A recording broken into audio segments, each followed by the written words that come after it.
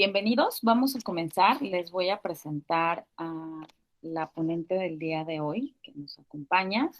Pati, si me ayudas abriendo tu cámara.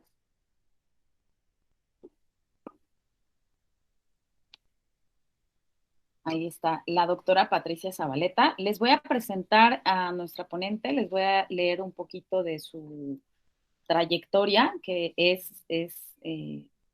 tiene un currículum largo, pero voy a intentar resumir, ¿no? Les presento, el día de hoy nos va a apoyar con la ponencia del día de hoy con un tema importante que es la depresión. La doctora Patricia Zabaleta Ramírez, ella es psiquiatra, especialista en niños y adolescentes, jefa de la División de Investigación del Hospital de Psiquiatría Infantil Dr. Juan N. Navarro.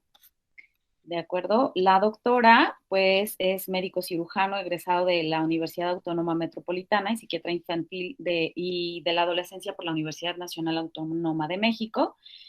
Patti da clases de salud mental pública en la UNAM, es profesora titular también en la unidad temática de psiquiatría de la carrera de médico cirujano y profesora adjunta del curso de subespecialidades en psiquiatría infantil en la UNAM. Además de ser profesora del curso de psiquiatría del programa único de especialidades médicas, también tiene una amplia trayectoria en la investigación con respecto también en el trastorno del espectro autista. Y bueno, sin más, aquí está Patti, si nos quieres saludar para que podamos comenzar. Tienes tu micro ahí. Hola, buenos días. Mucho gusto a todos los papás. Muchas gracias, Nubia, por la invitación a esta plática. Bueno, voy a comenzar con un video que me pidió Patti que les presente. Voy a compartir mi pantalla. Les pido por favor que al final de la ponencia, pues comencemos entonces ahora sí con las preguntas. Les recuerdo que hay que conectarnos siempre con la cuenta institucional de nuestros hijos, ¿de acuerdo? Por ahí tengo muchas solicitudes de cuentas externas. Les voy a presentar ahora sí mi pantalla.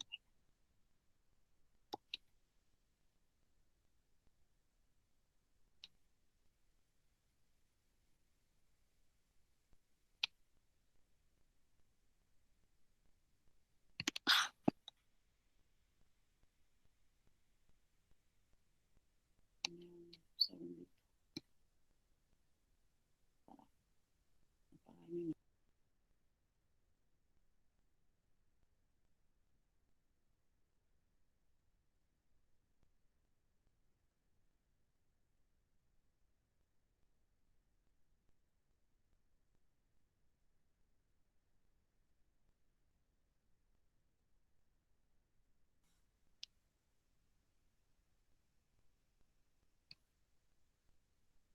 Gente comenta sobre la depresión. 1.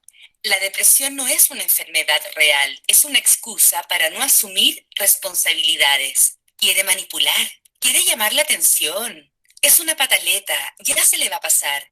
La realidad es, la depresión es una enfermedad del ánimo, con síntomas intensos y duraderos, y si no es tratada a tiempo, puede tener graves consecuencias. 2. Las personas que se deprimen son débiles de carácter. Hay que ser más fuerte. No es para tanto. Se está ahogando en un vaso de agua. La realidad es, la depresión se produce por una combinación de factores biológicos, psicológicos y sociales, no por debilidad del carácter. 3. La depresión se supera con fuerza de voluntad. Depende solo de uno salir adelante. Si está deprimido, es porque quiere. No pone de su parte. Todo está en su mente. La realidad es, la depresión es una enfermedad que requiere un tratamiento guiado por profesionales de salud mental. La psicoterapia es fundamental para tratar los síntomas y prevenir recaídas. 4. Es mejor no contar que tienes depresión. Nadie te va a entender o vas a dar lástima. No quiero que se preocupen. No me van a creer. Pensarán que es flojera. La realidad es, muchas de las personas que tienen depresión prefieren disimular o esconder su estado, lo que no les permite pedir ayuda oportuna. 5. Los síntomas de la depresión te acompañarán el resto de tu vida. Estaré siempre enfermo. No hay vuelta atrás. No volveré a ser feliz. La realidad es, existen tratamientos científicamente comprobados para tratar los síntomas de la depresión. 6. Las personas con depresión siempre se ven tristes. ¿No se nota que está con depresión? He visto que se ríe. No se ve tan mal. La realidad es, las personas con depresión, por una parte, pueden sufrir en silencio y por otra, pueden tener algunos momentos en los que la pasan bien, aunque ya no disfruten como antes. 7. Los psicólogos y psiquiatras no sirven o son para los locos. No creo en los psicólogos ni en los psiquiatras. Yo tengo problemas reales que no me va a resolver un psicólogo o un psiquiatra. Yo no estoy loco para ir al psicólogo o psiquiatra. La realidad es, los psicólogos y psiquiatras son especialistas en salud mental y profesionales capacitados para ayudar en casos de depresión. 8. Si tomas medicamentos, te vas a acostumbrar y no vas a poder vivir sin ellos. Se va a ser dependiente. Siempre andará dopado. Nadie puede depender de una pastilla para ser feliz. La realidad es, los antidepresivos son medicamentos que, bien indicados por un médico, no causan dependencia. Es importante que todos contribuyamos a eliminar el estigma asociado a la depresión. Hablar de depresión es el primer paso.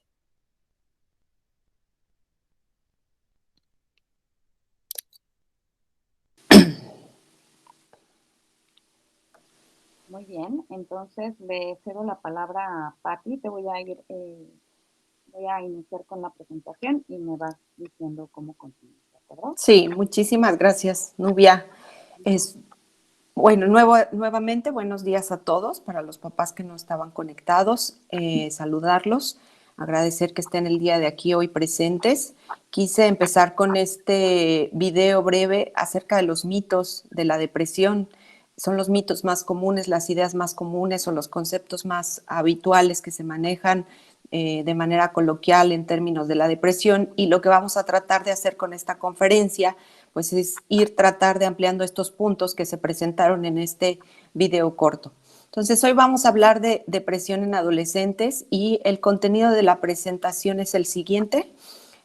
Vamos a definir qué es el constructo de la depresión, algunas de las manifestaciones clínicas, cómo podemos diferenciar entre adolescencia y depresión, adolescencia normal y depresión, que esa es una pregunta que a menudo nos hacen los papás en el consultorio, las causas de la depresión, el tratamiento y cómo ayudar a alguien que pudiera estar cursando con depresión.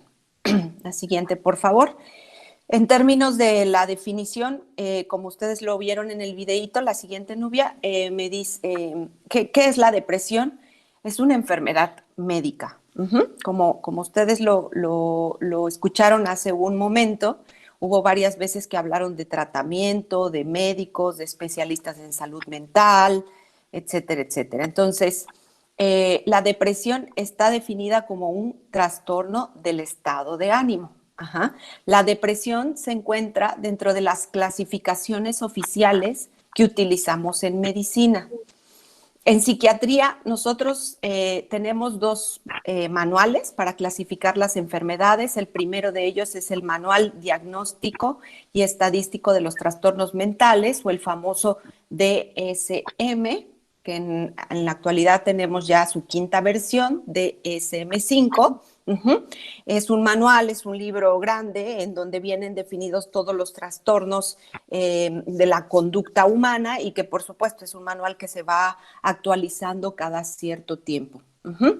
También la depresión está incluida dentro de la clasificación internacional de las enfermedades. Esta clasificación la dicta la Organización Mundial de la Salud, y ahí es también un sistema de clasificación en donde podemos encontrar, por ejemplo, la diabetes, la hipertensión, los problemas gastrointestinales, el cáncer. O sea, ahí viene la definición de todas las enfermedades, y dentro de este manual o dentro de este librito se encuentra un apartado de enfermedades mentales, y la depresión está incluida ahí en las enfermedades mentales. En psiquiatría infantil hablamos de que la depresión se encuentra dentro de las categorías de los trastornos internalizados. ¿A qué me refiero con trastornos internalizados? La que sigue. Como ustedes pueden ver, ahí hay dos grandes flechas, una a la derecha, una a la izquierda, ajá. Y del lado izquierdo dice síntomas internalizados, del lado derecho dice síntomas externalizados.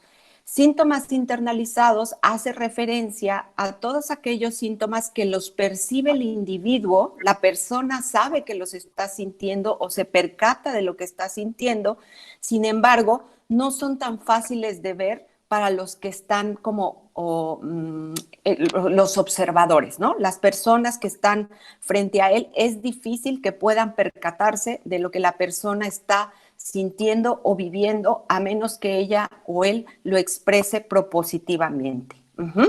Entonces, los síntomas internalizados en la psiquiatría infantil tienen que ver con la tristeza, con el miedo, con la ansiedad, con la angustia.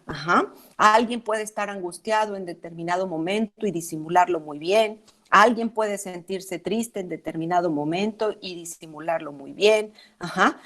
Podemos estar sentados en una clase, en una reunión, y si a menos que la persona definitivamente llore o que entre en una crisis, no nos vamos a percatar que la persona se siente triste si no se lo preguntamos. Por eso se llaman síntomas internalizados. Los síntomas internalizados son difíciles de detectar por esta situación que les estoy describiendo. Si no hacemos un tamizaje, un screening, es difícil detectarlos a menos que la persona nos los refiera. En cambio, los síntomas externalizados, las conductas son evidentes para los demás, no nada más para la persona que los tiene, sino también para las personas que están alrededor del chico o de la chica. ¿Cuáles son estos síntomas externalizados? Pues problemas de agresividad, problemas de hiperactividad, problemas de reto, problemas de oposicionismo o de desafío. Si se fijan, todas estas son conductas que son observables para los maestros, para los papás, y de hecho aquí ocurre lo contrario, ¿no? Quienes los detectan son precisamente los profesores o los papás, y cuando al chico o al adolescente se le pregunta si tiene problemas de conducta, a menudo tiende a minimizar estas situaciones o estas dificultades conductuales. Entonces, la siguiente, por favor. Dentro de los trastornos internalizados en psiquiatría infantil tenemos todos estos, miren, los trastornos del ánimo y los trastornos de ansiedad. Dentro de los trastornos del ánimo tenemos la depresión, la distimia, y bueno, no quise ahí poner trastorno bipolar porque se complica un poco más la definición.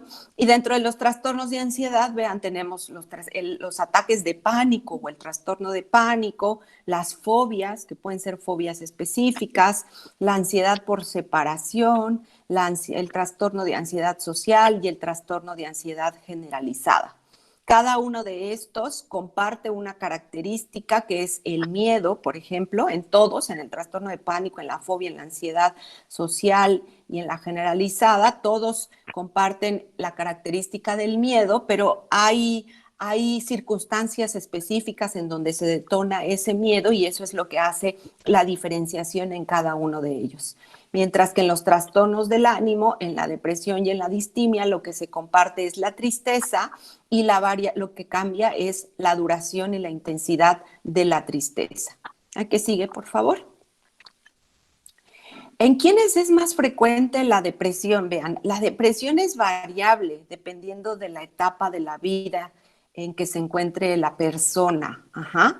¿Puede haber depresión en niños preescolares, en niños de kinder? Sí, sí puede haber. Está descrito los cuadros de depresión en niños preescolares, aunque las tasas de incidencia afortunadamente son bajas. Vean, 0.3% en población abierta y 0.9% en población clínica.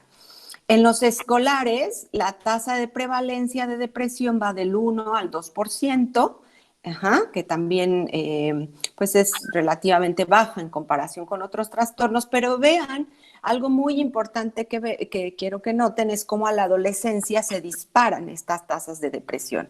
O sea, en los escolares, de ser del 1%, vean cómo en la adolescencia se va casi hasta el 6%, 5.9% en mujeres. O sea, se quintuplica, ¿no? Es una proporción que se va muy por arriba de lo que se encuentra en escolares, y en hombres, vean, el 4 al 6%. Depende de la fuente que se cite, depende de la bibliografía, depende del país, pero en general hay un consenso o hay una prevalencia como en general mundial que es del 7 al 12%. En adultos también más o menos son estas prevalencias, y en adultos, vean, se considera que la depresión es la primera causa de años de días perdidos a nivel laboral. Es decir, la depresión es la primera causa por la cual los adultos dejan de trabajar, pierden días de trabajo por estar deprimidos. Entonces es un padecimiento que es bastante frecuente y que también es bastante discapacitante. ¿A qué sigue? ¿En quiénes es más frecuente la depresión? Pues vean, en escolares es 1 a 1, o sea, por cada niño con depresión hay una niña con depresión. Sin embargo, en el caso de los adolescentes, la que sigue, ahí ya se dobla, 2 a 1. Por cada 2 niñas con depresión hay un niño con depresión, o sea, es más frecuente en el sexo femenino, en el caso de las adolescentes, y esto, bueno, pues probablemente tiene que ver con situaciones hormonales, que ustedes saben bien que en el caso de las mujeres el tema de las hormonas siempre nos pone en situaciones de riesgo para tener variaciones o cambios en nuestro estado de ánimo en diferentes etapas de la vida. En el caso de los escolares, antes de la menarca, ¿no? La depresión es 1 a 1. En el caso de los adolescentes, cuando aparecen todos estos cambios hormonales, ahí se dobla la prevalencia. ¿A qué sigue?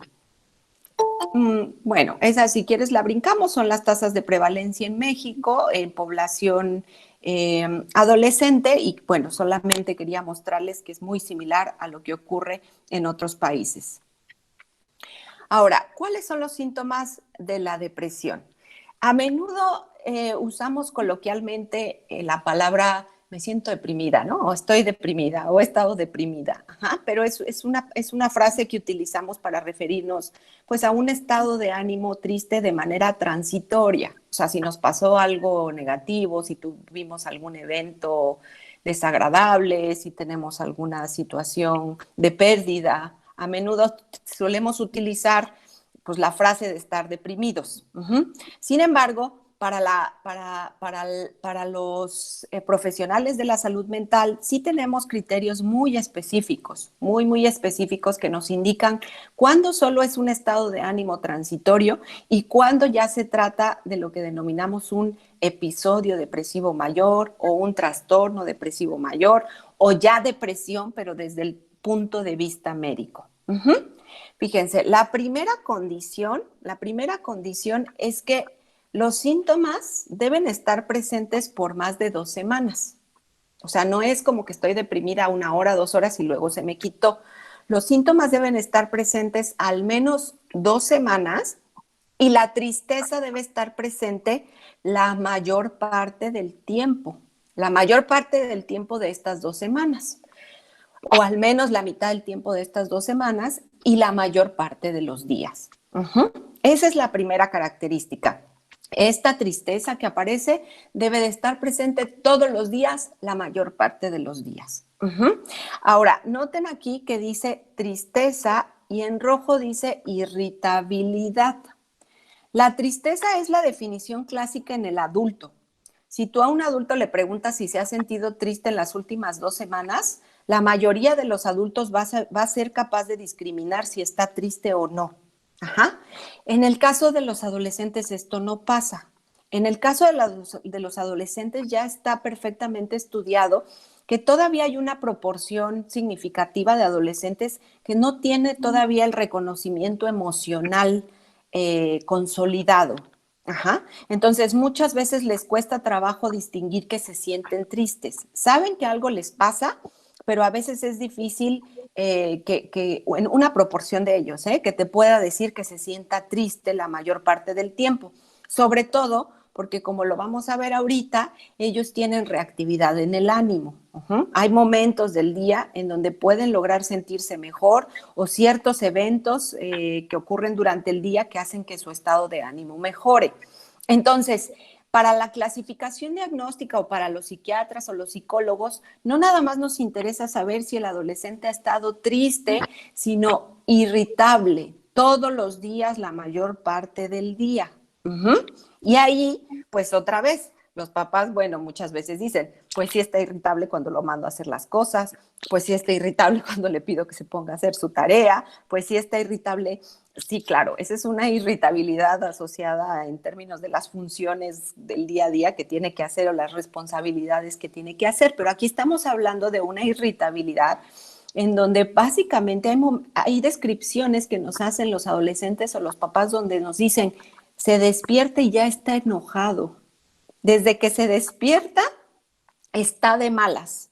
Lo veo de malas todo el tiempo. Me quiero acercar a él y se enoja. Le digo que se ve muy bien su cabello y se enoja, ¿no? Veo que llega de la escuela y llega molesta. Ha estado peleando más con sus amigas. Ha estado más de malas con sus hermanos, ¿no? Todo, cualquier comentario, si hacemos una broma en la mesa, a ella no le parece chistoso, ¿no? A ella le parece desagradable. Entonces, fíjense, eso ya es una irritabilidad que es más generalizada.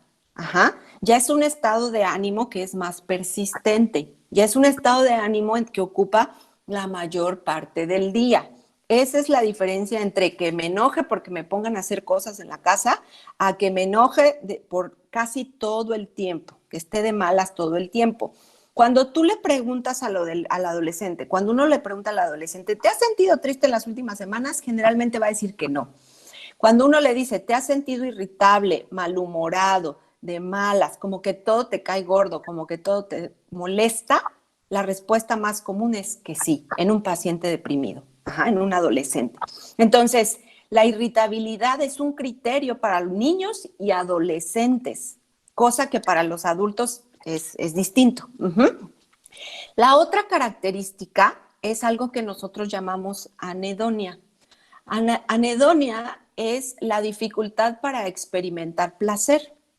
Y aquí me voy a detener porque normalmente el placer está presente en nuestra vida cotidiana también, en cosas menores, el alimento, ¿no? O sea, con nuestra comida favorita, ¿no? A veces nada más de imaginárnosla ya estamos acá como saboreando, ¿no? O si vamos a ir a nuestra clase favorita, a la clase de baile, o si vamos a ir a hacer el ejercicio que nos gusta, o si vamos a ver a una persona que nos cae bien. Es decir, el placer forma parte de la vida diaria y tiene que ver con que conductualmente pues, nos sirve para movernos, ¿no? Para hacer las actividades que generalmente nos agradan. Entonces, el problema de la depresión es que esta capacidad de experimentar placer se pierde, ¿sí? Esta capacidad de hacer las cosas, hago las cosas que me gustan, pero ya no las experimento con el mismo gusto que habitualmente solía tener, ¿sí? Entonces hay un cambio, hay una dificultad. Esto que les decía de me cae gordo, o sea, les hacemos una broma y ya están de malas, ¿sí? También a veces los adolescentes nos dicen, he dejado de disfrutar estar con mis papás, ¿no? He dejado de disfrutar ir a las fiestas con mis amigos. O sí disfruta, pero un ratito, ¿no? Si antes podía estar muchas horas con los amigos, algo que dicen es, o sea, sí estoy a gusto y sí me caen bien y sí me siento bien, pero no aguanto ya estar mucho tiempo ahí. Como que fácilmente me aburro, fácilmente pierdo el interés. Ahí les puse entre paréntesis, al lado de anedonia dice aburrimiento. Porque generalmente es como se les pregunta, ¿te has sentido aburrido la mayor parte del tiempo? ¿Las actividades que antes te gustaban ahora te parecen aburridas y sin sentido? Y generalmente cuando hay depresión nos van a decir que sí, que han dejado de disfrutar las cosas que antes les gustaban, ¿sí? Estos son los dos síntomas principales. Tristeza y anedonia, ¿sí? Tristeza o irritabilidad y anedonia, otra vez la característica, 2 semanas y al menos la mitad parte de la mitad del día, ¿sí? Además de estos dos síntomas, debe haber cambios en las siguientes, que son cambios en los hábitos del dormir. Puede ser que el adolescente esté durmiendo más de lo habitual o que esté cursando con insomnio. Y allí también de repente se complica, ¿no? Porque pues de por sí el adolescente tiende a dormir más, eso está descrito, que incrementa su número de horas de sueño, y también otra cosa que pasa es que empieza a invertir ciclos de sueño, ¿no? O sea, empieza a hacer más cosas durante la noche y durante el día quiere dormir. Entonces, ahí pues tenemos que hacer una exploración muy, muy exhaustiva de si es insomnio o si es hipersomnia secundaria a la depresión. Otro cambio que ocurre es cambios en los hábitos del comer, y más que en los hábitos es en la ingesta de los alimentos. Puede ser que se le vaya el apetito, que esté comiendo menos, o al contrario, que esté ingiriendo grandes cantidades de alimentos. Muchas veces lo dicen que pican y pican y pican, que pican por ansiedad o que comer los hace sentir un poco mejor, o al contrario, ¿no? Que han dejado de ingerir alimentos. Fíjense que va muy pegado también al tema del placer, ¿no? Hace un rato les dije, la comida también nos detona estos circuitos de placer, ¿no? Del gusto, y en la depresión a veces hasta esa capacidad de sentir gusto por los alimentos se pierde, entonces hay menos ingesta de alimentos. El otro es que refieren fatiga o cansancio, fatiga o falta de energía, como que se cansan con mucha facilidad. Y bueno, aquí hay uno que dice enlentecimiento, o sea, en casos muy graves se pueden llegar hasta a poner lentos, ¿sí? Problemas para concentrarse. Si de por sí ya tenían dificultades para concentrarse en la escuela, los problemas de concentración se pueden empeorar, se pueden poner peor. A menudo empieza a haber una baja en su rendimiento académico, a menudo empiezan a dejar de entregar trabajos, ajá. Y si ya lo hacían, o sea, si quizá tenían un problema de trastorno por déficit de atención, pues estos síntomas empeoran. Uh-huh. Y bueno, finalmente las ideas de desesperanza o ideas de minusvalía, o empiezan con problemas de baja autoestima. Y otra vez aquí una cosa es diferenciar al adolescente que dice, ay, odio mi nariz, no me gusta mi nariz, ¿no? O odio mi pelo, o ay, no me gusta el peso que tengo. Pero no hay cambios en su conducta, es decir, sí lo odia y a lo mejor puede pasar algunas horas arreglándose o maquillándose, ajá, pero en el caso del adolescente, cuando tú le preguntas qué tiene de bueno, el adolescente deprimido a menudo tiene dificultad para identificar qué cosas tiene de buenas en él, qué cosas positivas, no nada más cosas enfocadas en su aspecto físico, sino también en él como persona, ¿no? ¿Qué cualidades, qué virtudes? Tú le preguntas y les cuesta muchísimo trabajo identificar qué cosas hacen bien. Uh-huh. Eso es, digamos, baja autoestima o incluso ideas de minusvalía, de que valen menos, de que no son importantes, de que a nadie le importan, ¿sí? Y en el caso más grave, pues serían las ideas de muerte o suicidio, que ahorita vamos a hacer más hincapié en esto. ¿A qué sigue? Aquí está lo que les hablaba un poco sobre las diferencias en términos de las manifestaciones clínicas. Es un cuadro que resume lo que les acabo de explicar. Los niños escolares, vean, irritabilidad es la manifestación principal, ¿sí? Y esta se puede manifestar en rabietas o en incumplimiento de normas, pero ya les expliqué la diferencia, ¿no? Con depresión. El afecto reactivo se refiere. Y ojo, papás, sí es muy importante que se lleven eso a casa, porque a menudo es una pregunta en el consultorio. ¿Por qué si el chico, la chica está deprimido, por qué me sigue pidiendo permiso para ir a la fiesta, ¿no? Por ejemplo, ¿no? O por qué me sigue pidiendo permiso para conectarse, ¿no? En el teléfono con la amiga. Si está triste, ¿no? Se supone que está triste. Pues miren, yo les quiero decir, afortunadamente, qué bueno que todavía sigue pidiendo esas cosas, porque hay casos graves, sí se los tengo que decir, hay casos graves donde definitivamente ya ni eso, ¿no? O sea, donde el estado de ánimo ya ni siquiera tiene esas poquitas cosas que la pongan bien a la persona, que esta reactividad en el ánimo, eso es lo que les quiero decir con afecto reactivo, es esto. Hay cositas, hay momentos del día donde el adolescente mejora. Hay actividades que lo hacen mejorar. ¡Qué bueno! Qué bueno, porque imagínense ustedes un mundo completamente de depresión en donde ni la comida, ni los amigos, ni el novio, ni la familia, pues es que ahí es donde empiezan a aparecer las ideas suicidas. Porque alguien que se siente mal, entonces, ¿para qué quiero seguir viviendo así? ¿Qué sentido tiene estar así? Uh-huh. Entonces, una cosa muy importante que ustedes tienen que saber es que aunque estén deprimidos, pueden tener afecto reactivo y qué bueno que lo tienen. O sea, en el caso de los adultos, muchas veces están bien deprimidos y dicen, pues ni modo, tengo que ir a trabajar porque tengo los hijos y tengo que darles de comer. Y el adulto pues no le queda de otra, ¿no? O sea, o salgo o me quedo sin trabajo o me quedo sin familia o qué voy a hacer. O sea, se esfuerza al máximo, pero en el caso del adolescente no es que, ojalá que, qué bueno que no pierda por completo esta reactividad en el ánimo, porque si no hablaríamos ya de un episodio muy severo. Entonces, a eso se refiere afecto reactivo y sí que entiendan que muchas veces, de hecho, buscan más estas actividades. Ahorita lo vamos a ver, una de las consecuencias de no tratar la depresión es que se empiezan a involucrar en conductas de riesgo. Uh-huh.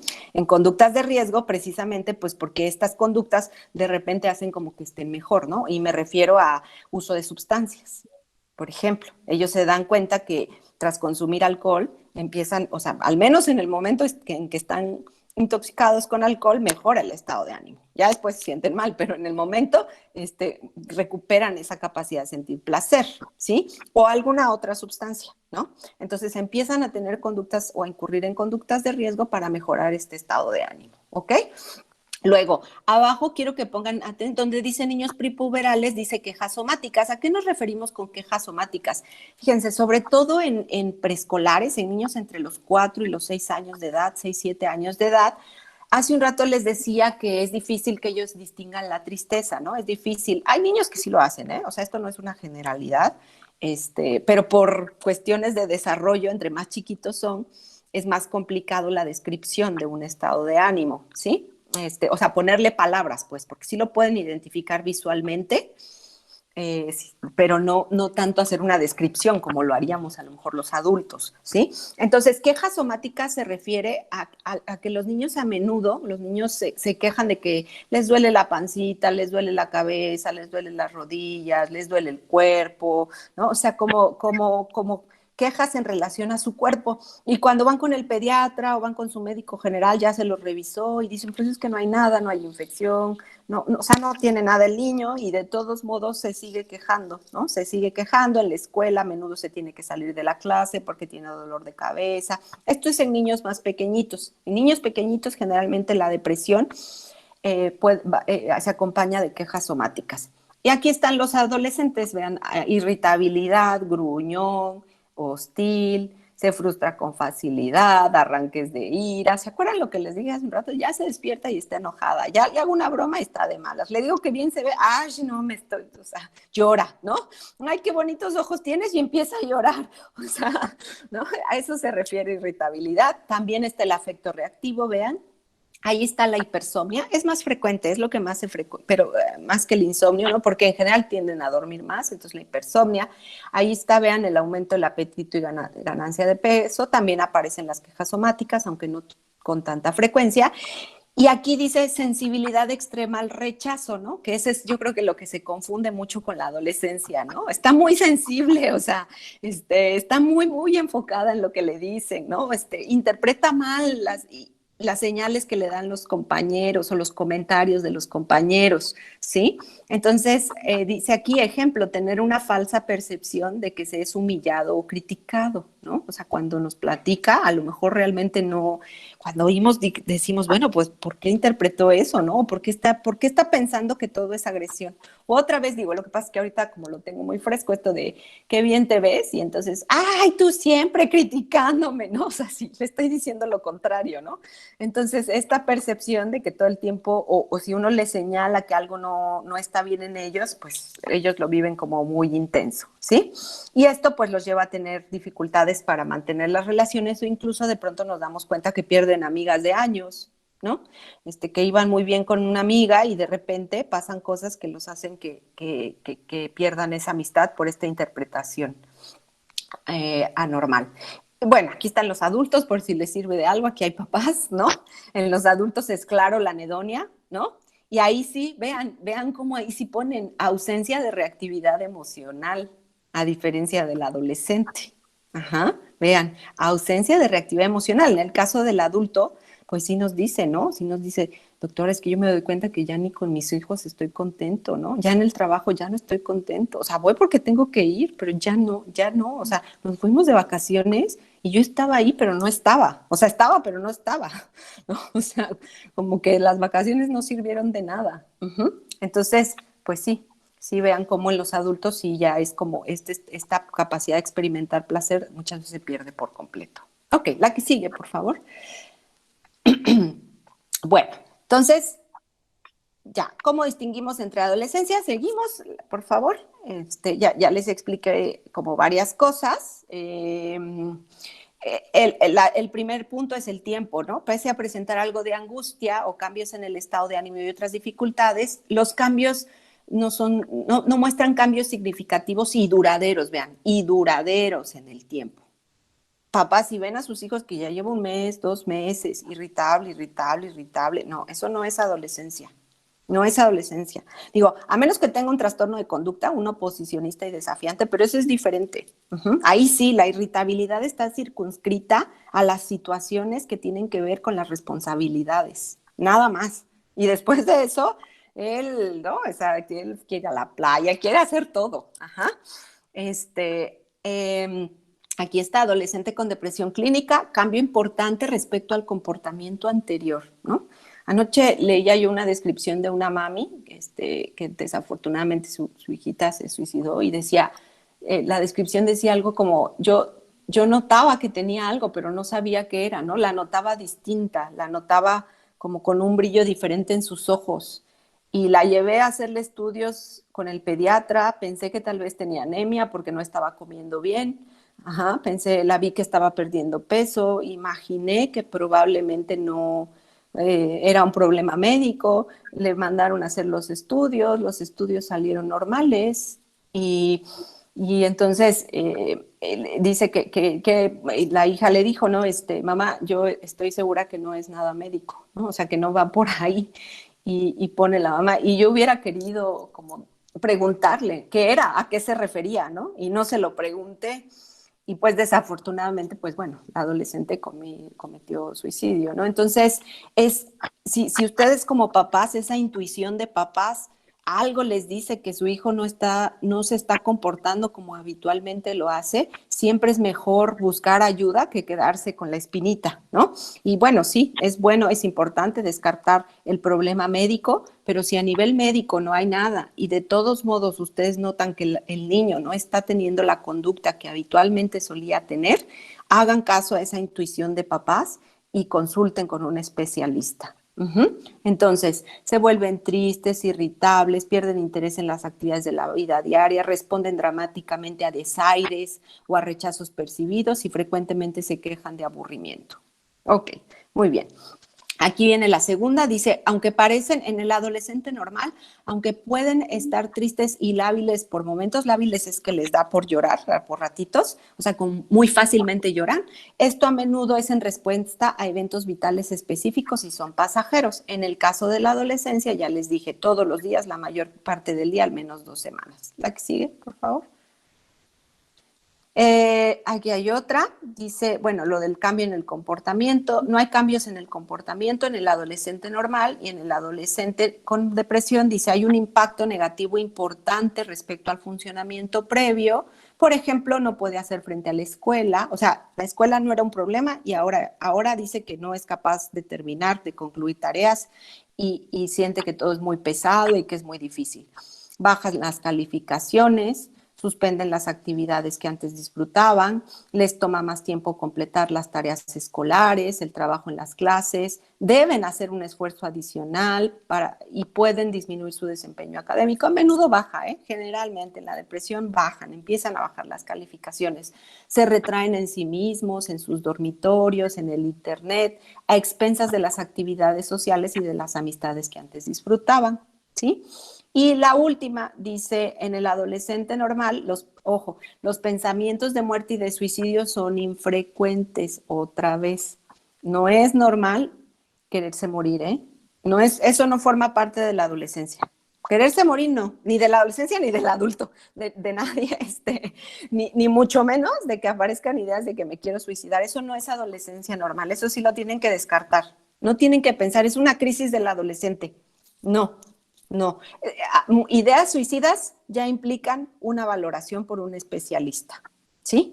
Entonces hay que descartar trastornos del ánimo, hay que descartar otras cosas, ¿no? A menudo los pensamientos suicidas tienen que ver con no vale la pena vivir, estaría mejor estar muerto, ¿no? O incluso pues llegar a realizar algún intento suicida en algún momento, que eso empeora los síntomas de depresión y bueno, eso generalmente pues los lleva a buscar la atención médica. ¿A qué sigue? Ok, adolescente normal, las conductas de riesgo, como por ejemplo, ya en adolescentes un poquito más grandes, ¿no? En la preparatoria, conducir imprudentemente, consumir alcohol, experimentar sexualmente sin los cuidados apropiados, ¿no? Es lo que les decía hace un rato, que cuando están tristes empiezan a incurrir en conductas de riesgo.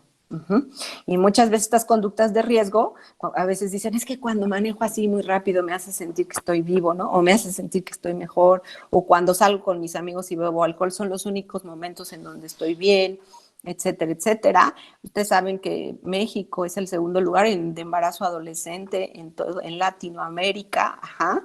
Y bueno, pues las tasas de prevalencia en adolescentes embarazadas son más altas que las de comunidad, son mucho más altas las prevalencias de depresión y de ansiedad, y muchas veces tiene que ver con que la depresión,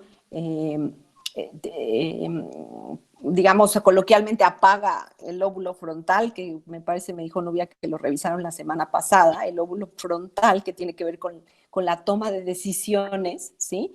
Las personas deprimidas, no solo los adolescentes, sino los adultos, cuando hay depresión, ese lóbulo frontal no está funcionando correctamente. Ajá. Entonces, todo se ve negativo, el pasado, el presente, el futuro, se ve como que todo está fatal y la capacidad de tomar decisiones se ve mermada. Por eso es que cuando una persona está deprimida, les recomendamos no hacer cambios drásticos, ¿no? O sea, no tomar decisiones en ese momento hasta que esté mejor del estado de ánimo. ¿Y a qué me refiero? En este momento es importante que no deje el trabajo hasta que se sienta mejor, ¿no? O sea, que no esté pensando rápidamente en dejo el trabajo, ¿no? Me voy, cambio de ciudad, ¿no? Vendo la casa, o sea, porque muchas veces tiene que ver con este estado de ánimo deprimido que no permite que esa decisión esté tomada con todas las perspectivas, tanto positivas como negativas, de hacer esa decisión, de tomar esa decisión. Entonces recomendamos que no se haga hasta que se sienta mejor, ¿no? O me divorcio, ¿no? Pues primero pónganse bien de estado de ánimo y luego ya ve si se divorcia o no. Ajá.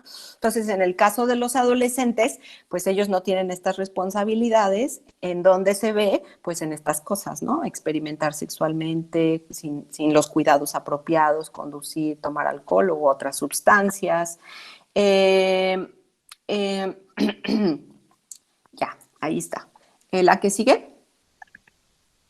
Y bueno, pues esa básicamente sería la diferencia entre adolescencia normal y depresión. Y bueno, pues seguramente lo que se estarán preguntando es qué causa, ¿no? O sea, qué causa, qué lleva a los adolescentes a presentar cuadros depresivos. A menudo, pues uno pensaría que, ¿por qué no? O sea, si siendo jóvenes y los jóvenes tienen todo este impulso, ¿no? Hacia la vida, bueno, pues esa es la descripción de la adolescencia normal, exactamente, justo, ¿no? Todo este ímpetu, todos estos sueños, toda esta energía, todas estas ganas de hacer cosas, esa es la adolescencia normal. Y cuando no está ocurriendo, no es normal, algo tiene. Miren, las causas, o sea, son en psiquiatría decimos que usamos un modelo multicausal, ¿no? O sea, multicausal es varias causas, no es una sola. Nada más que sí puse esta diapositiva y no me voy a meter mucho a la parte biológica porque por supuesto que es compleja, ajá. Y bueno, pues básicamente lo que ustedes tienen que saber es que el cerebro tiene circuitos, acuérdense que es un cableado, ¿no? Que está lleno de pues sí, de cables, ¿no? De cables, y que en esos cables ocurre algo que se llama la neurotransmisión, que es la secreción de sustancias llamadas neurotransmisores y que esos neurotransmisores tienen una función en el cuerpo. Entonces, en esta diapositiva, ustedes pueden ver 3 circulitos, uno en rojo, uno en verde y uno en azul, ¿sí? Y luego en los cuadritos dice serotonina del lado derecho, luego dice dopamina y luego dice noradrenalina. Entonces, aquí lo que nos está ejemplificando es por qué se producen esos síntomas. Entonces, lo que se ha estudiado es que la baja de serotonina, ahí donde dice serotonina, la baja de este neurotransmisor en el cerebro está relacionado con experimentar tensión e irritabilidad. Ajá. Así como tristeza, ahí vienen en rojo. También la serotonina tiene que ver con ansiedad, con el estado de ánimo, ahí dice pensamientos, con el apetito y con la libido. ¿Ya vieron? El apetito y la libido. Les está haciendo como mucho hincapié que hasta la comida nos da placer, ¿no? Nos sabe a algo. Entonces, vean, pues la serotonina tiene que ver con eso. Luego, abajo viene la dopamina. La dopamina es la sustancia también que le llamamos pues del placer, ¿no? O sea, cuando se liberó la dopamina, ¿no? Cuando tenemos relaciones sexuales liberamos dopamina, cuando subimos a un paracaídas y nos aventamos liberamos dopamina. Ajá. Y la baja de este neurotransmisor produce lo que hace un rato les dije, la anedonia, que es la dificultad para experimentar placer. Pero vean cómo también el circulito azul se empalma con el apetito y con la libido, con el estado de ánimo y con la falta de energía. Ajá. Y del lado izquierdo, en verde está la noradrenalina. Y la noradrenalina, que es esta sustancia que tiene que ver cuando tenemos emociones fuertes, se secreta, ajá, tiene que ver con apatía o con la falta de interés. O sea, lo que se ha descrito en la depresión y lo que se sabe en la depresión es que esta reducción de estos neurotransmisores, principalmente la serotonina, también los otros, la noradrenalina y la dopamina, pero principalmente la serotonina, una reducción en estos neurotransmisores produce síntomas clínicos de depresión. Y van a decir, bueno, pero ¿qué altera estos neurotransmisores? Muchas cosas, ¿no? Primero es la parte genética, ¿no? Estos neurotransmisores se regulan por unas cosas que se llaman receptores de serotonina, receptores de dopamina, receptores de noradrenalina, que si quieres ponerme la siguiente, que les decía, yo no quiero entrar como tan a profundidad, ¿no? Pero bueno, pues eso que ustedes ven en verde, estas vesiculitas, esos como triangulitos que ven en verde, bueno, esta es una neurona, para empezar, eso es una neurona presináptica y una neurona posináptica, y entonces esto es lo que hay en el cerebro, ¿no? Esa es una neurona, y entonces dentro de las neuronas tenemos unas vesículas que ven ahí, y ven unos triangulitos verdes, hagan de cuenta que se fuese la serotonina, y abajo donde dice 1, en el circulito que dice 1, hay los receptores, ¿no? De esa serotonina. Si se fijan ahí dice ajá, sí, gracias, Nubia, receptores posinápticos de serotonina. Entonces vean cómo esos triangulitos verdes están siendo captados por estos receptores de serotonina. Ajá. Generalmente hay un ciclo, ¿no? Que se cumple, de un ciclo de síntesis, de liberación, de captación y de eliminación. Ajá, es un ciclo. Bueno, pues en el caso de la depresión, hagan de cuenta que este número de triangulitos verdes se reduce, hay menos de esta serotonina, hay menos cantidades.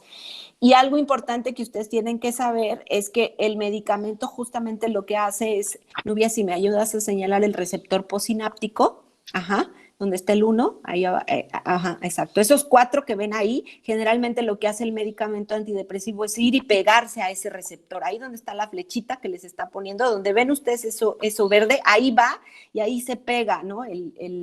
Digamos, la medicación, y lo que hace es bloquear la captura de esta serotonina para que se acumule más en el espacio intersináptico, donde están esas 3 vesiculitas, donde dice entre el 2 y el 3, Nubia. Entre el 2 y el 3 hay 3 triangulitos. Ajá, exacto. Si nosotros bloqueamos los receptores posinápticos, lo que empieza a pasar es que se empieza a acumular más cantidad de esta serotonina en el espacio intersináptico. Entonces, en lugar de haber 3, empieza a haber 6, 9, 10, 12. ¿Cuál es el efecto farmacológico? Que tenemos más serotonina en este espacio intersináptico.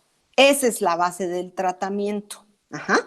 Entonces, ahorita estamos hablando de causas. Lo que quiero que se lleven es que los síntomas físicos que aparecen y los síntomas cognitivos tienen que ver con una disfunción en este ciclo que estamos aquí viendo, que visualmente lo vemos. No necesitamos entenderlo a profundidad, simplemente entender que esos triangulitos verdes están disminuidos en la depresión, ¿sí? Y que lo que hace la medicación es incrementarlos, ¿ok? La que sigue. Ahora, ¿por qué se disminuyen? Bueno, pues aquí están los factores de riesgo. Hay factores de riesgo biológicos, hay factores de riesgo sociales, hay factores de riesgo familiares, ¿no? Vamos a revisarlos muy rápido. Factores de riesgo biológico y vean, el primero de ellos es antecedentes familiares de depresión.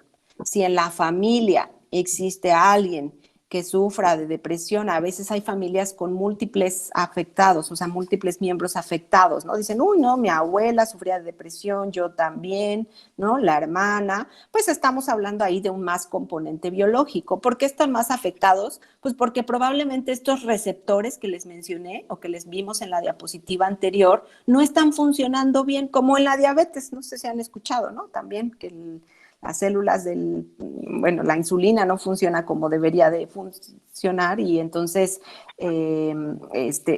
pues hay familias en donde se comparte esta característica, ¿no? Y tienen más prevalencia, tienen más posibilidad de ser diabéticos. Pues lo mismo es en la depresión. Si hay varios miembros afectados, pues es muy probable que es como una característica que ahí se trae, nada más que biológicamente está determinada. No es culpa de nadie, no es, simplemente traen esa característica biológica. Entonces, eso es un factor de riesgo. El otro, pues consumir sustancias o alcohol por parte de los padres también es un factor de riesgo. Y aquí estamos hablando de una dependencia, ¿no? Cuando los papás tienen una dependencia a algún tipo de droga, también, sobre todo alcohol o otras drogas ilegales.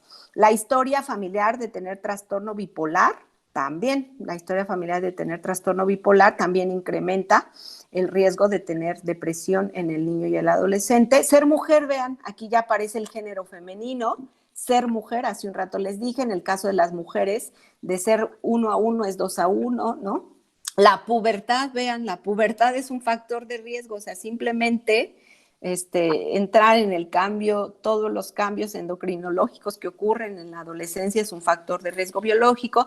Tener una enfermedad médica crónica, por supuesto, ¿no? Lupus, algún tipo de proceso oncológico, etcétera, etcétera.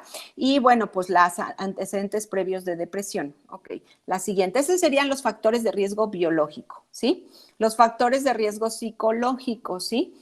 O sea, si tener otro trastorno psiquiátrico, por ejemplo, si tiene el adolescente trastorno de ansiedad generalizada o trastorno de pánico o trastorno de ansiedad social, eso ya lo pone en riesgo de tener depresión. Muchas veces empiezan con un cuadro de ansiedad desde la primaria, pasan años y años y años con la ansiedad hasta que finalmente termina en depresión. Ajá. Ahí dice estilo de temperamento neurótico o altamente emocional. Pues más bien les explico un poco, neurótico se refiere a como rasgos perfeccionistas, de personalidad, como de estos adolescentes que de repente se autoexigen demasiado, que quieren calificaciones perfectas, que no toleran equivocarse, que siempre están preocupados por su buen desempeño, ¿no? Eso se refiere con un temperamento neurótico. O altamente emocional, pues son estos niños con extremos emocionales, ¿no? Que siempre han sido como muy así de ir a los extremos, ¿no? O sea, que se presenta, por ejemplo, mucho en los niños con TDAH, ¿no? O sea, que son así como muy felices, muy, ¿no? O muy sensibles al rechazo, hace un rato lo decíamos. Bueno, la baja autoestima, trauma se refiere, por ejemplo, a violencia. Trauma podría ser violencia en la familia. Experimentar violencia de manera crónica es trauma. Y también trauma de tipo sexual, también podría ser, o sea, si hay antecedente de abuso sexual en la infancia. Duelo y pérdidas, bueno, pues eso está fácil, o sea, perder, y ojo, porque pues para un adolescente a veces hasta perder una mascota, ¿no? Puede ser motivo de depresión o perder un amigo, o sea, un cambio de escuela, pues me refiero no que el niño fallezca, sino que cambien de comunidad, que cambien de ciudad, eso es una pérdida para ellos. Y bueno, abuso físico se refiere o negligencia emocional. Ajá, la que sigue. Factores de riesgo familiares, estilos de crianza negativos, en donde se hace hincapié continuamente al rechazo, o la ausencia de cuidado entraría básicamente en negligencia emocional, tener un trastorno mental de parte de los papás, o un conflicto padre-hijo crónico, ojo, crónico. Todas las familias tienen conflictos en algunas etapas de la vida, y los conflictos a veces sirven para hacer cambios y son esperables, ¿no? Y más en la etapa adolescente, ¿no?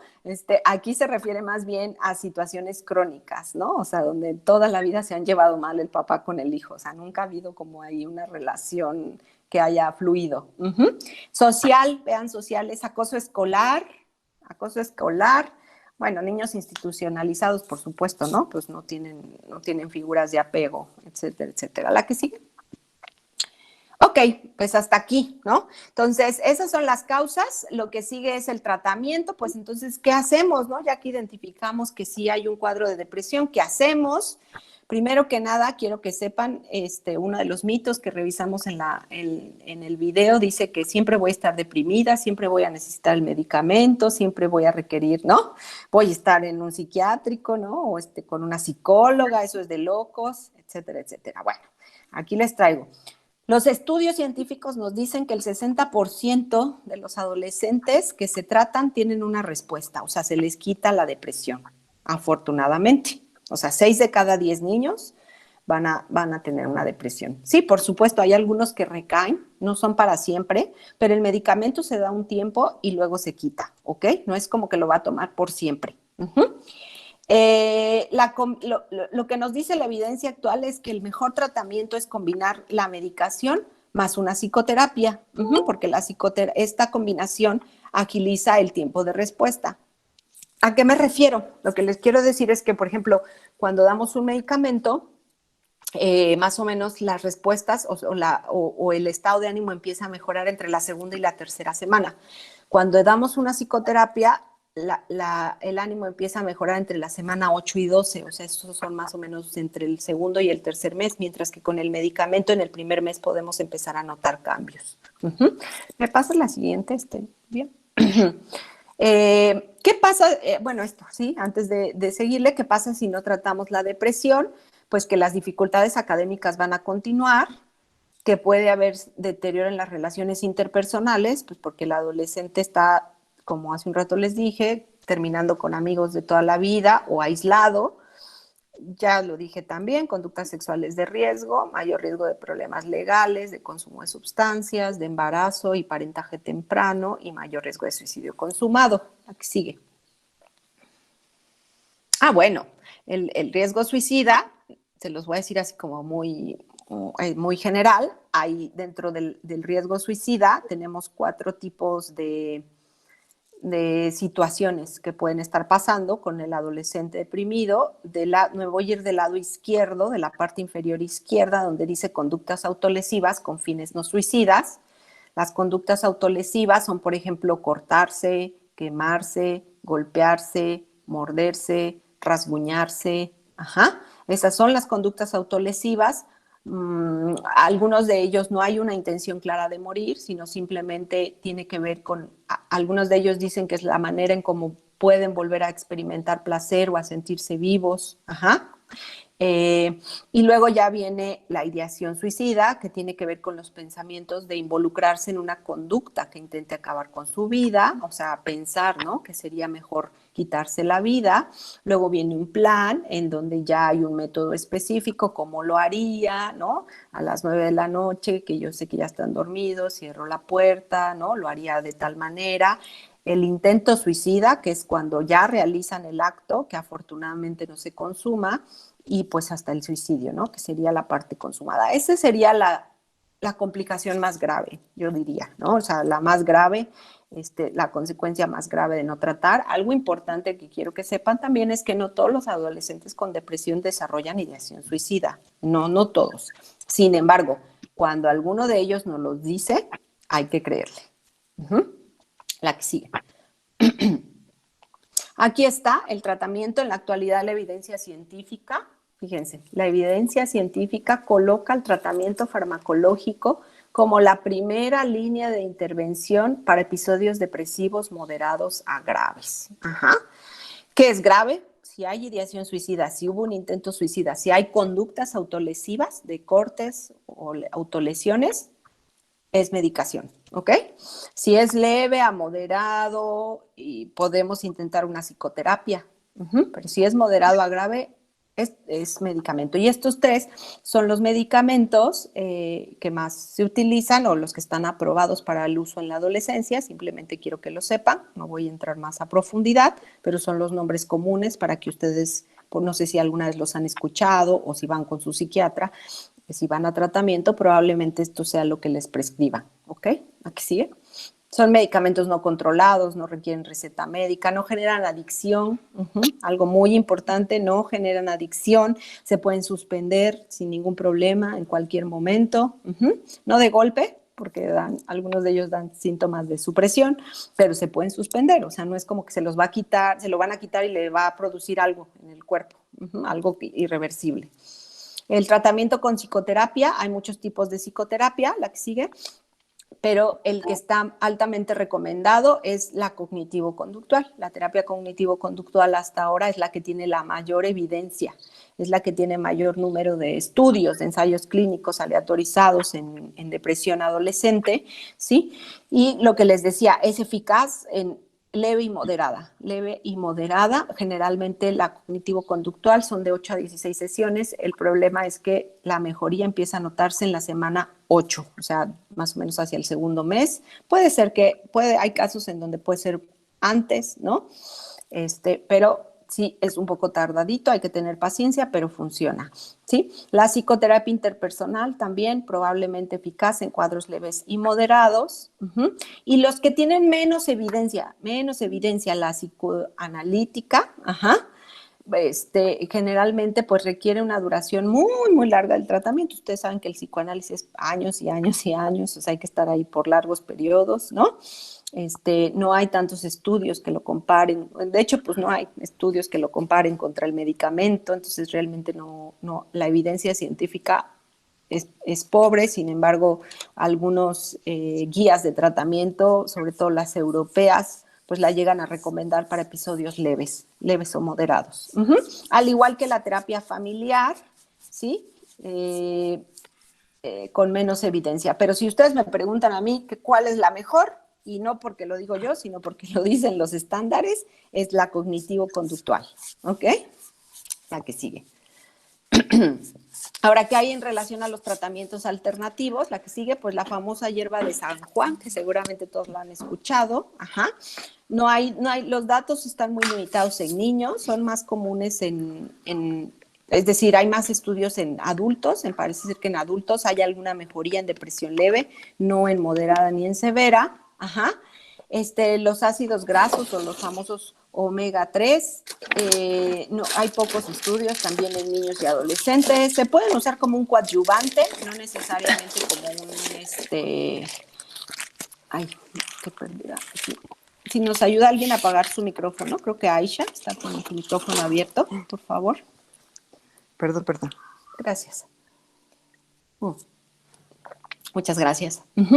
Entonces, la famosa hierba de San Juan, en niños y adolescentes, pues realmente no tenemos idea de si funciona o no funciona. El ácido graso o los omega 3 como coadyuvantes, no como tratamiento de primera línea. Y la actividad física o el ejercicio siempre es recomendado, sobre todo en la etapa adolescente, no como primera línea de tratamiento, sí como una conducta de prevención para la depresión o para depresión leve puede mejorar, ¿ok? ¿A qué sigue? Ok, y bueno, pues ya estamos por terminar, ¿sí? Primeras medidas que los papás pueden tomar en caso de pensar que su hijo puede estar cursando con un episodio depresivo. Hay que obtener información. Digo, si usted tiene hay que tratar de hablar con el adolescente y preguntarle si le pasa algo, si le ocurre algo. Ya les dije, es difícil que ellos hagan descripciones claras de que, ay, sí, me siento deprimido. Bueno, hay adolescentes que sí, pues, pero no todos. Entonces, hay que obtener información también de los maestros, ¿no? Porque muchas veces, como ahí pasan la otra mitad del día, Los maestros nos pueden dar datos sobre lo que está ocurriendo con el comportamiento del niño en la escuela o en la hora del recreo. Ante la duda, hable con el pediatra también de su hijo, descríbale el comportamiento, infórmele lo que ha observado y aprendido al hablar con otros. Bueno, pídale que le refieran a un profesional de la salud que tenga experiencia y conocimiento en tratar en niños, generalmente con el pediatra, ¿sí? Ellos pueden tener algún contacto, o en la escuela también pueden tener algún contacto de profesionales de la salud. ¿La que sigue? Ayúdele a hablar al adolescente con un adulto de confianza. A veces nos dicen, le tengo más confianza a mi papá que a mi mamá. Bueno, pues que se sienta cómoda, que yo no me voy a sentir mal hija porque a mí no me platiques. Si tú quieres hablarlo con tu papá, háblalo con tu papá. Si lo quieres hablar con la tía materna, ¿no? A veces hay siempre una tía ahí acompañante con quien el adolescente se siente más cómodo de expresar, pues que lo hable con la tía. O sea, que le den ustedes la apertura y la confianza de que si no quieres hablar conmigo, puedes hacerlo con alguien más y yo no me voy a molestar, no me voy a enojar porque tú platiques con alguien más de la familia. Pues ser comprensivo, paciente, incluso si no entiendes completamente lo que le está pasando, ¿sí? Pero no se trata de decirle que le eche ganas, ojo, no se trata de échale ganas, hay que atenderlo para que ustedes sepan también cómo tratarlo, ¿sí? Recordarle al adolescente una vez que ya está recibiendo tratamiento, bueno, que es importante obtener ayuda, porque muchas veces también pasa eso, que el adolescente piensa que lo están castigando. ¡Ay, te voy a llevar con el psiquiatra! ¿No? O sea, ¿por qué? ¿Por qué te voy a llevar con el psiquiatra? Pues porque estás loco, porque no puedes, ¿no? Porque no puedes por ti mismo. O sea, no. Ya vimos que la depresión otra vez. Se tienen que ir con la idea hoy que es un trastorno médico. Y cuando al adolescente le duele la panza, cuando tiene anginas, cuando ¿no? le duele la garganta, ¿con quién lo llevan? Pues con el doctor, ¿no? O sea, cuando le pasa algo, van con el doctor. Lo mismo es con la depresión. ¿Con quién tenemos que ir? Pues con el doctor. La que sigue. Y bueno, finalmente, nunca ignore los comentarios sobre la muerte y el suicidio, incluso si parecen ser una broma o comentarios exagerados, ¿no? O sea, si entre broma y broma nos está diciendo, si por ahí ya le encontramos una cartita, no ignore esos comentarios. Hablar del suicidio no solamente es para llamar la atención, ya les dije, no forma parte de la adolescencia normal, debe ser tomado muy en serio. ¿A qué sigue?